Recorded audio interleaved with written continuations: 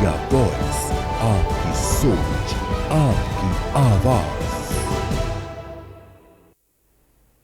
नमस्कार, खबर हरियाणा में आप सभी का स्वागत है। मैं हूं आपके साथ प्रज्ञा मिश्रा।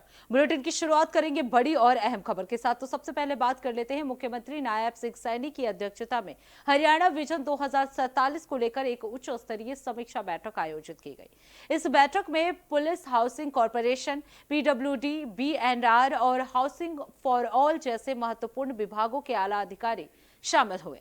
बैठक के दौरान मुख्यमंत्री ने प्रदेश के विकास के लिए तैयार किए गए 5 वर्षीय रोड मैप और एक्शन प्लान के क्रियान्वयन की प्रगति की बारीकी से समीक्षा की।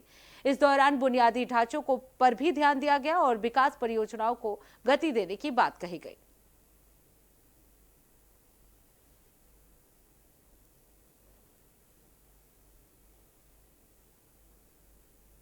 अब रुक कर लेते हैं अगली खबर की। हरियाणा के मुख्यमंत्री नायब सिंह सैनी ने पंचकुला में पंजाब की राजनीतिक स्थिति पर बड़ा बयान दिया है। उन्होंने कहा कि आज पंजाब के हर गांव, शहर और घर में इस बात की चर्चा है कि वहां के पूर्व राजनेताओं ने न केवल बड़े बड़े वादे किए, लेकिन हकीकत में पंजाब को और पीछे ढकेलने का काम किया है। सीएम सैनी ने जोर देकर कहा कि प्रधानमंत्री नरेंद्र मोदी के कुशल नेतृत्व में डबल इंजन की सरकार ही पंजाब को विकास के रास्ते पर आगे ले जा सकती है और उसे मजबूत बना सकती है। और क्या कुछ कहा, चलिए आपको सुनाते हैं।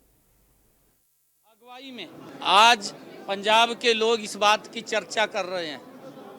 मैंने कहा है ना, आप अगर देखेंगे हर गांव, शहर, वार्ड, हर घर में इस बात की चर्चा है कि पूर्व के अंदर पंजाब में जो राजनेता रहे हैं उन्होंने पंजाब को कमजोर करने का काम किया है। वायदे तो बड़े बड़े किए हैं, परंतु पंजाब को पीछे धकेलने का काम किया है। भारतीय जनता पार्टी के अगुवाई में, आदरणीय मोदी जी के नेतृत्व में लोगों ने आज ये चर्चा है कि ये डबल इंजन की सरकार मोदी के नेतृत्व में पंजाब को आगे बढ़ा सकती है। इन्होंने तो नारे दे दिए, रंगला पंजाब, क्या हाल कर दिया। युवा नशे की दलदल में फंस रहा है।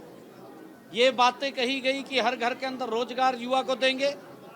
भाई कोई रोजगार दिया हो तो बताने का काम करें, भी इतना रोजगार दिया।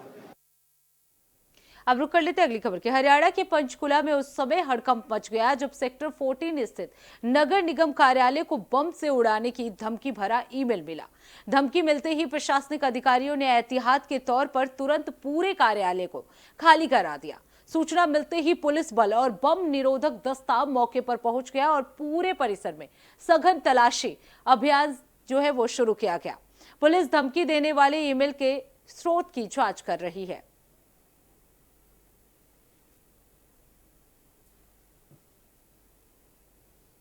अब रुक कर लेते हैं अगली खबर की। यमुनानगर में मतदाता सूची को अपडेट और त्रुटि रहित बनाने के लिए जिला प्रशासन ने विशेष गहन पुनरीक्षण अभियान 2026 की तैयारियां तेज कर दी है। जिला निर्वाचन अधिकारी और उपायुक्त प्रीति ने अधिकारियों के साथ बैठक कर निर्वाचन आयोग के निर्देशों का कड़ाई से पालन करने के निर्देश दिए हैं। उपायुक्त ने स्पष्ट किया कि अभियान के तहत मृत, स्थानांतरित और अपात्र मतदाताओं के नाम हटाए जाएंगे, जबकि 18 वर्ष की आयु पूरी करने वाले नए पात्र नागरिकों को सूची में जोड़ा जाएगा ताकि एक सटीक और पारदर्शी मतदाता सूची तैयार की जा सके। भारत निर्वाचन आयोग के द्वारा SIR का शेड्यूल जारी कर दिया गया है और SIR की प्रक्रिया अभी 15 जून से स्टार्ट हो जाएगी, जिसमें सबसे जो पहला चरण रहेगा उसमें पुनरीक्षण अभियान किया जाएगा, जिसमें इन्यूमरेशन किया जाएगा BLOs के द्वारा घर घर जाके।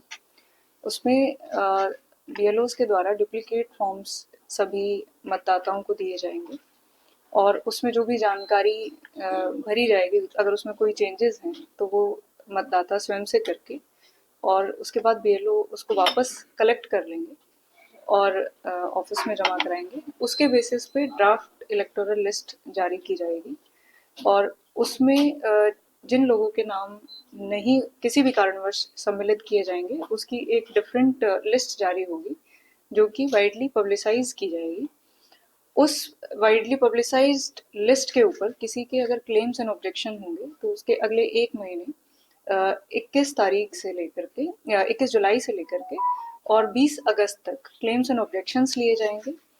क्लेम्स एंड ऑब्जेक्शंस को ईआरओस के द्वारा सुना जाएगा और जो भी निर्णय उस पर लिया जाएगा उस पर स्पीकिंग ऑर्डर पास करके फाइनल लिस्ट को जारी किया जाएगा और फाइनल लिस्ट को जारी करने की जो तिथि होगी वो 22 सितंबर रहेगी। इसमें सबसे ज़्यादा जो ध्यान देने की आवश्यकता है वो ये कि जो इन्यूमरेशन फॉर्म होगा वो मतदाता अपने इलेक्शन कमीशन की वेबसाइट से भी डाउनलोड करके और वो बीएलओ को जमा करा सकते हैं। अब रुक कर लेते हैं अगली खबर की। यमुनानगर में भारतीय किसान यूनियन के बैनर तले किसानों ने भारत अमेरिका के बीच प्रस्तावित कृषि ट्रेड डील के विरोध में जिला सचिवालय के बाहर जोरदार प्रदर्शन किया। किसान नेता संजय गुंदियाना के नेतृत्व में जुटे किसानों ने अमेरिकी डेपुटेशन के खिलाफ वापस जाओ के नारे लगाए और सचिवालय के बाहर पुतला फूंका। किसानों का आरोप है कि सरकार बिना चर्चा के विदेशी कंपनियों के फायदे के लिए समझौते कर रही है, जिससे देसी किसानों की आय और खेती प्रभावित होगी। प्रदर्शन के बाद किसानों ने जिला उपायुक्त के माध्यम से केंद्र सरकार को ज्ञापन सौंपते हुए आंदोलन तेज करने की चेतावनी दी है। पूरे भारत में जो अमेरिका के साथ हिंदुस्तान कृषि समझौते करना चाहता है, फ्री डील जो होने जा रही है, उसके विरोध में आज पूरे देश में जो है अमेरिका से जो डेपुटेशन है भारत में बातचीत करने के लिए आया है, उसके वापस जाओ के नारे लगाए गए और उसका पुतला जलाया गया कि भारत सरकार अमेरिका के साथ कोई भी किसी प्रकार का कृषि समझौता ना करे। उसके विरोध में पूरे हर जिला मुख्यालय पर पुतले जलाए गए। आज यमुनानगर में भी हमने यहाँ पर पुतला फूका है और एक मांग पत्र जो है डीसी के द्वारा प्रधानमंत्री के नाम दिया जाएगा कि अगर ये डील अमेरिका के साथ होती है तो निश्चित ही भारत का किसान जो है मरेगा, तबाह होगा, क्योंकि यहाँ का किसान अमेरिका के किसान का मुकाबला नहीं कर सकता।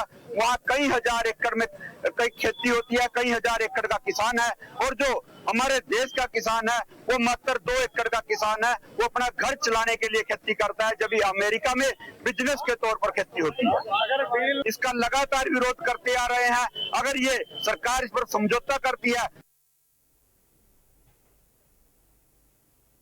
तो फिलहाल रुकते एक छोटे से ब्रेक के लिए। ब्रेक के बाद जल्द लौटेंगे। देखते रहिए इंडिया वॉइस।